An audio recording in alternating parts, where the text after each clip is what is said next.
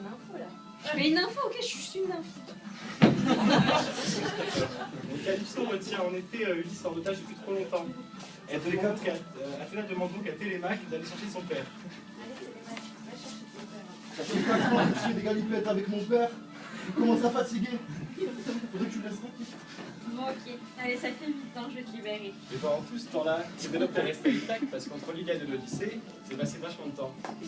Donc Pénélope, qu'est-ce qu'elle a inventé comme ruse en fait pour pouvoir éloigner les prétendants? Alors moi, la journée, je occupe ma pâtisserie et la nuit, je défais mon travail.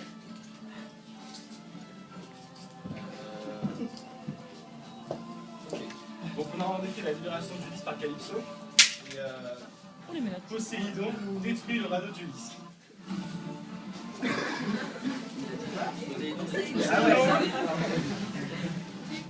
Donc, la flotte n'est pas encore là, mais ça flotte. Voilà. C'est bon, pardon. Ulysse réussit à atteindre une plage et tombe d'épuisement sur une côte. C'est là que Nausicaa le trouve nu comme un ver. Il lui offre l'hospitalité au sein du pays des Phéaciens. Elle lui donne ainsi des vêtements.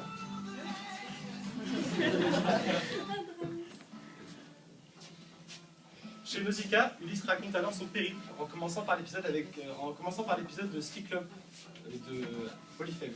Donc asseyez-vous, je vais vous raconter un petit peu comment ça s'est passé. C'est un long périple, très dangereux, très difficile. Mais je vais tout vous dire. Alors, tout d'abord, le Cyclope commence par demander quel est son nom à Ulysse. Comment t'appelles-tu? Je m'appelle personne. Je t'aime bien toi, je vais te manger un dernier. Ensuite, passe la nuit. C'est alors que Ulysse va monter sa ruse. Il va se cacher sous le béton pour pouvoir mieux atteindre le Cyclope et pour pouvoir mieux le tuer. Ah, mon œil. Ah, papa, papa. Non. Mais c'est pas papa. Ah. Ah. Qui t'a fait ça? Personne, c'est personne. Ok. Oh là là, il a blessé mon fils, il va falloir que je redétruise sa flotte.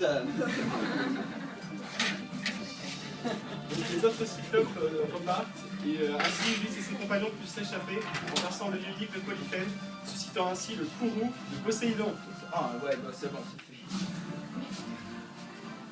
Ulysse et ses compagnons partirent alors pour l'île d'Éole, le dieu du vent.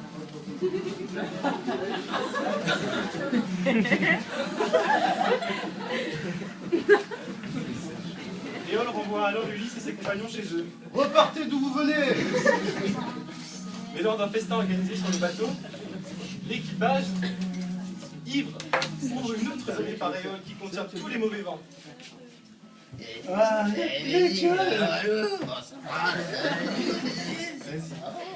c'est l'outre. C'est l'outre. La flotte est alors détruite à l'exception du vaisseau d'Ulysse. C'est bon, ouais, hop. Next. Son navire atteint alors le territoire de Circé.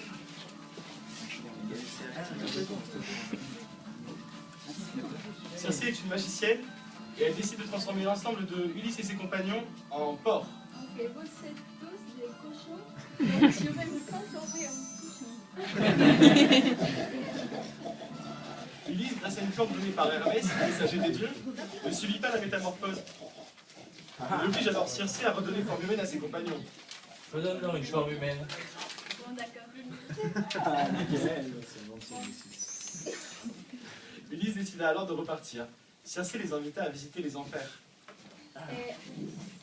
Tu peux aller visiter Tiresias, ce pays de... J'y vais, tout de suite. Salut, c'est par là. Donc Ulysse doit visiter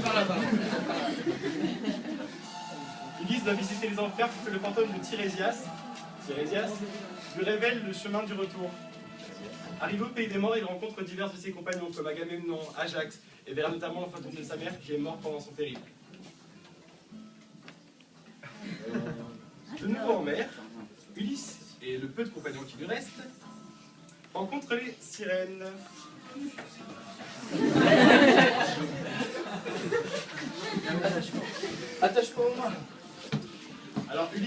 rusé que ses compagnons, leur demande de l'attacher au mât du navire pour pouvoir écouter le chant des sirènes. Et demande à ses compagnons de se remplir des oreilles de cire pour ne pas succomber au charme des sirènes.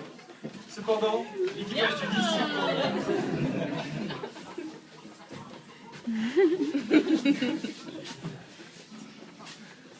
Ulysse est ensuite confronté à Charybde et Scylla et à diverses épreuves. Il va notamment arriver en pays cimérien.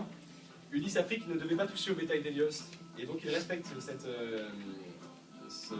épreuve. Mais arrivé sur l'île isolée, ses compagnons dévorèrent les troupeaux d'Hélios, c'est-à-dire les bœufs du soleil. Ils partent, mais le navire est détruit. Seul Ulysse, qui n'avait pas mangé de bétail, échappa au châtiment de Zeus. Il flotta alors sur un radeau pendant 10 jours et parvint à l'île de Calypso, où il passa les 7 années suivantes.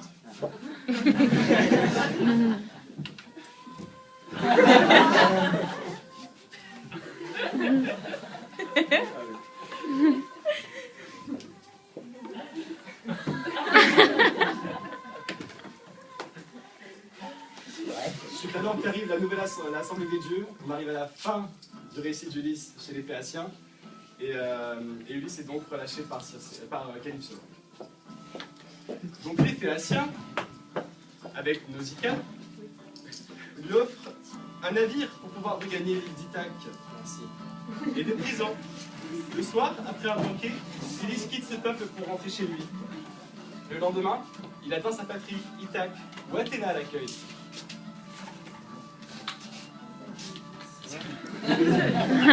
Athéna donne l'apparence d'un vieillard à Ulysse.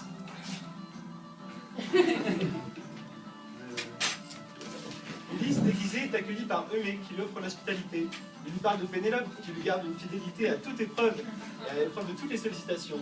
La tapisserie de Pénélope, donc elle défaisait la nuit ce qu'elle avait fait le jour. Athéna révèle l'identité d'Ulysse à son fils Télémaque. Je suis ton père. Mais c'est mon daron.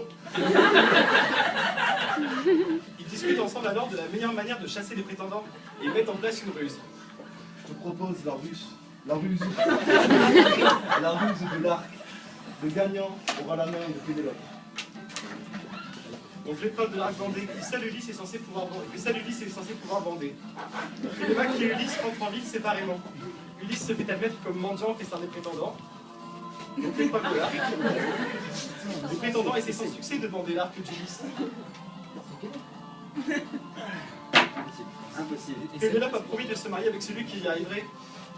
Ulysse finit par recevoir l'arc et triomphe de l'épreuve.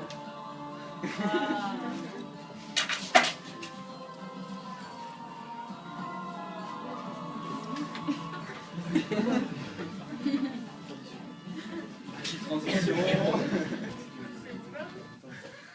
Pénélope reconnaît alors Ulysse. On trouvaille charmant.